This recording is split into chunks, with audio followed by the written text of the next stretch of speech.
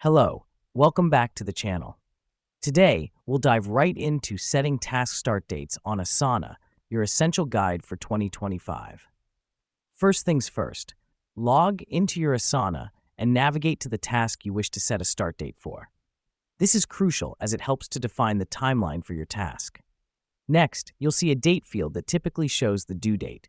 Click on it, and you'll see a calendar pop up. Now, this is where our setting process begins. It's important because it's where you specify the timeline for your task. Now that we've done that, look for a field labeled Start Date. Click on it, and a mini calendar will pop up. Here's what's happening behind the scenes.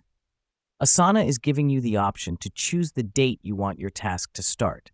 The reason we do this is to ensure that tasks are started at the right time, promoting efficiency and productivity. Select your desired start date on the mini calendar, then click Set Start Date. This helps us because it formally schedules the task, giving you and your team a clear start point. Finally, click Save Changes.